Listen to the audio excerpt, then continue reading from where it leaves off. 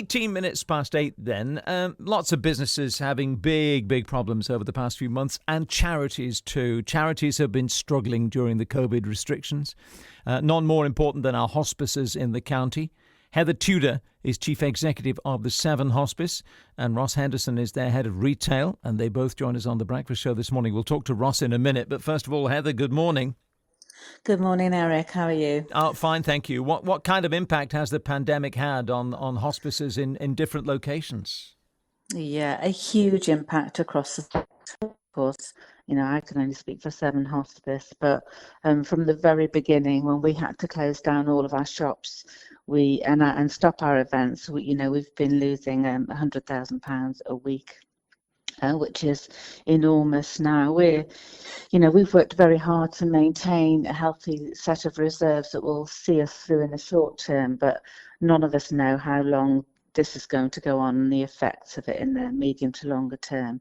So it is very worrying. It's always challenging to raise the amount of money we need to run the hospice every year, but this year is just, something we've never experienced anything like it before. Yeah, I mean, reserves are there for a rainy day, and it's been raining, if I may put it glibly like that, for quite some time. Are you having to raid reserves now then? We're starting to now, like all hospices. We got some help from the government in the early months, and that has helped, enormously. And so the deficits that we know we will see have only been delayed. And so as we start to move towards the end of the year and certainly into the new year, as we wrap up for the end of the financial year, we will see a significant deficit. And for 1 year, that's okay. That, as you say, that's what our reserves are for. But if the picture isn't looking like it will change into the next year, then we will become very concerned. How much of a difference has it made? A few years ago, you sort of refocused a little bit to create more hospice at home care. How much of a difference is that making? How much more pressure is that putting on you? Well, that makes a huge difference. It makes a huge difference to the people who need hospice care. And we now care for 4 out of 5 patients that are referred to us at home because that's what they want. So in a way, that's helpful because we can see more people at home because we're not there 24/7. Unlike our beds, it's much more expensive to provide 24-hour care within our beds. So that's a real positive because we're meeting many more people, their needs at home. And we've been commissioned by the local CCG to support 66 patients every month through our hospice at home services. But in fact, what we're seeing now in recent months is we're supporting in the region of 98 to 100. So that's a significant hike in demand. We are managing to meet that need within our current resources at the moment. How sustainable that is going forward, I don't know. But you can see, that's a huge number of patients. So what we did, over the last couple of years to build those services was absolutely the right thing. Let me bring in Ross, if I may now. Ross Henderson, who's Head of Retail for the Seven Hospice. Hello, Ross. Good morning. Morning, Eric. Morning. How are the shops doing? So we've been building back up since we were allowed to reopen from the 15th of June. So we're currently at 23 open shops. And as of tomorrow, we're opening Craven Arms and Oakengates, which will bring us to 25 out of our 28 shops that have reopened, which is fantastic. And our staff and volunteers have done a wonderful job reopening those. Our sales level is not where it was prior to lockdown. So February and March, we were in a much better position and more was coming in. But we've been really overwhelmed by the support that the community has given us as we've reopened. But the footfall on the high streets just isn't the same as it was prior to lockdown, which is affecting trade.